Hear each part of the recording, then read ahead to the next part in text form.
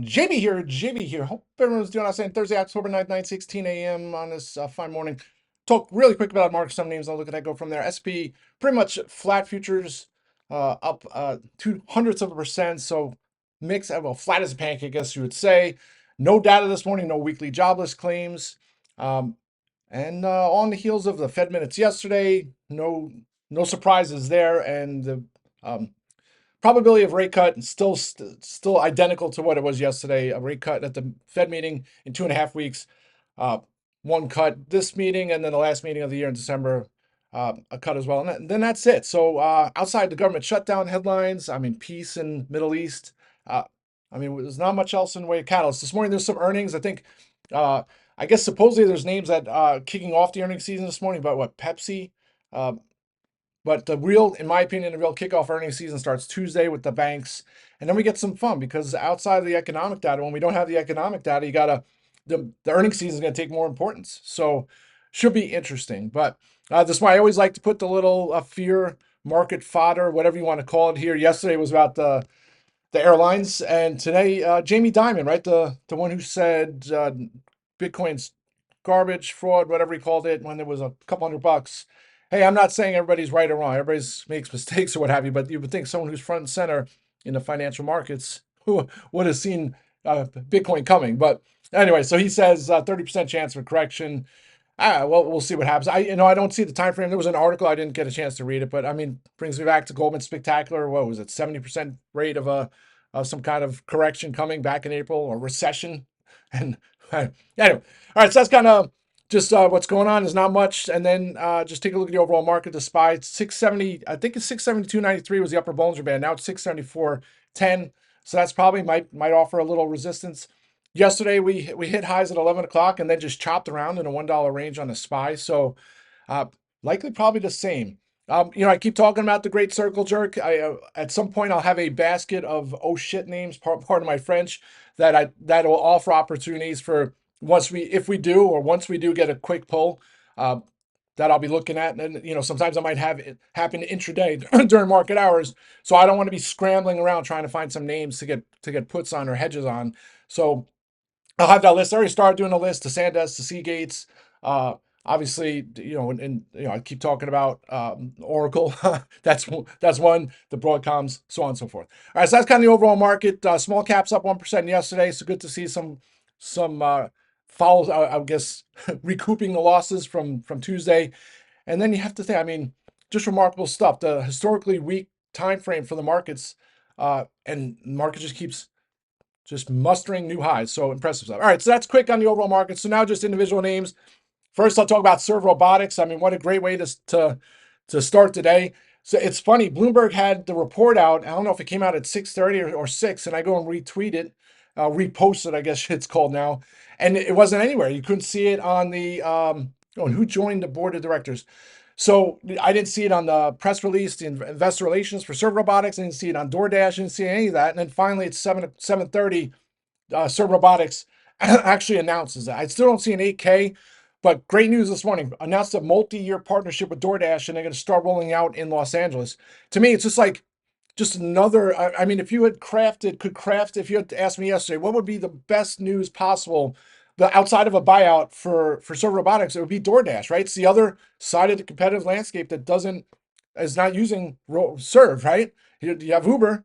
And to me, it's like huge news. Here's a $120 billion company. If you look what DoorDash does and the Uber Eats side of Uber, they don't deliver this stuff. They don't make the stuff. They're just a platform to connect the buyer with the restaurant, right? I mean, that's how crazy it sounds. So it's a $120 billion company. Here's SERV Robotics, and SERV is actually delivering the stuff, right? And you start looking at the economics of it. And it's like once they scale out all these robots, and they just announced the 1,000 robot earlier this week and on pace for 2,000, then that cost is already baked in, right? So the cost is done. You've produced the robot. It's on the doing the deliveries. Now it's the maintenance cost, the recharging cost, the battery cost, all that stuff. So I think they were talking about like $1 cost for the robots, and they start looking at the delivery and the tips and all those things. I mean, just such great news. So it's in here at 1522. I am surprised it's not gapping substantially higher. I put on the watch list this morning. SERV has, I think it's like 59 million shares outstanding. So you put it at $25 stock price, that's $1.5 billion market cap. DoorDash is 120 billion market cap. So not an apples to apples comparison. Obviously, they're it's different, but it just kind of puts it in kind of like the context of here's that addressable market and what the possibilities of, and that's just the DoorDash side of it. So, I mean, it's sitting here at 15 bucks. I might look for some other strikes here at the open.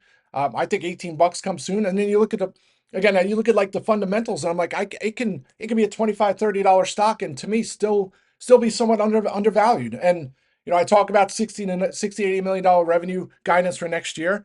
Now with this DoorDash, what does that do for the guidance, right? Is there, is it good? Are they going to ramp and scale up more robots for next year? It's just great story. I can go on rants for a while, but I'll continue to look for some strikes to play for upside. I think 18 bucks and then FOMO into the 20s. Duolingo, finally, I wouldn't say finally, but waiting for this to finally break out. Opened, it was like flat at the open, and then it just melted higher for the entire day. And it wasn't even like a massive rally. It just buyers came in and sellers weren't there, and up nearly 9%. Got tested 350 into the afternoon, found a little pressure, and then closed at 347. Lots of my calls, I'm close to 100% to cover costs. 355 is kind of like the big spot here. If you can break through that today, I think 375 is like almost like a foregone conclusion. I might look for some more some spec lotto calls. And then, of course, I'll lock some more of my 400s into next week if I get a chance. If those are nice profits, but what a great story there. Duolingo. DELL, DELL was a great trade last year. It was like an AI catch-up play, right? So, the AI frenzy, and then, you start looking at other names that might benefit. And then there was DELL. And I remember last year, the first time that Jensen talked about DELL, you're like, oh, wow, this is it. And I thought that, DELL would take off, and it hasn't, right? And then it's floundered around all the way down to 120 after its earnings at the end of August into September. And then it's been melting higher. And then finally start rallying, raise their guidance, almost like the market knew it, right? And then in the past, Dell has rallied at the open and faded, similar to what Reddit does all the time. So I didn't want to get some calls after it raised its guidance. But then yesterday morning, it showed strength, lots of analyst upgrades, and then it just looked like it was ready to rumble. So got those weekly strikes, able to close some out for over 100%, then 200%. Then I locked the rest out as it fizzled like 163. Seemed like it just couldn't break through. So went and got the strikes into next week. And now you look, and Barron's had a great article this morning talking about like how undervalued Dell is. Dell trades like a value stock, right? Like even right now with the stock at 165 or it's 164 right now, it's like you can make the bull case that it's like a $300, $400 stock if the growth, right? Because Dell has always been about value. And the thing is, Dell has a lot of debt, but they've been working on that too. So we'll have to see what happens here today. If it starts showing signs of continuation, I might look for some strikes to play for that move to 200 bucks. But what a great story there on Dell. And then that brings me to HPQ. And, looking for other names that you would think would be higher on this AI frenzy. And HPQ, it's like, how is this not rallying? So it's at a key 200-day moving average. The 50 is 27 bucks, right? But if it gets over 27.51, I might look for some more strikes.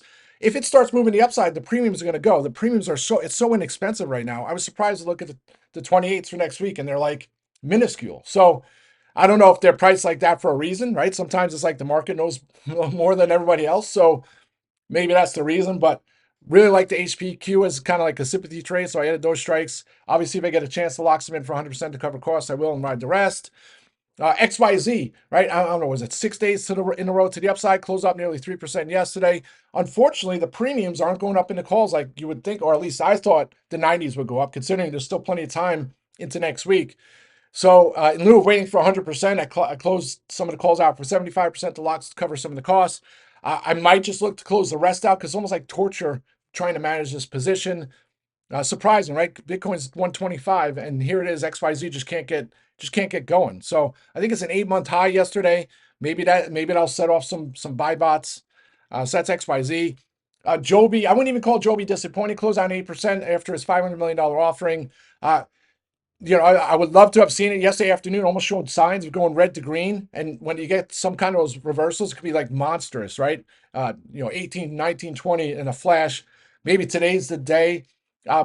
Good thing, I would say the good thing, my calls aren't down too much, and I was able to lock in those October 20s for some nice profits. So I'm thankful on that end. So maybe I'll look to get some more strikes here today. We'll see what the premiums look like. I just want to wait to see if there's some follow through.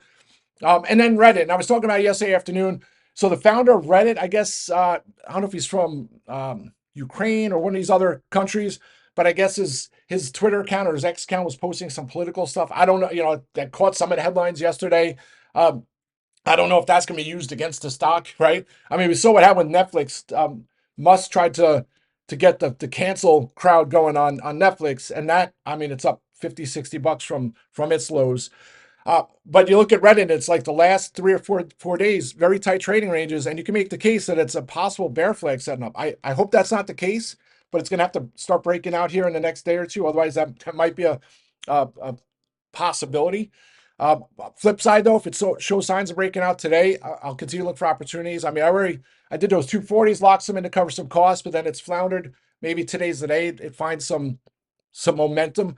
Again, it just boggles my mind. You have OpenAI saying they have 800 million active users, and all these folks use Reddit's data to parse a lot of the questions and information they need. It's just like, how is this not $300, right? And higher. So maybe I'm wrong, but I don't think I am. All right, let's have a great day, folks. I'll be back on audio later. Rock and roll.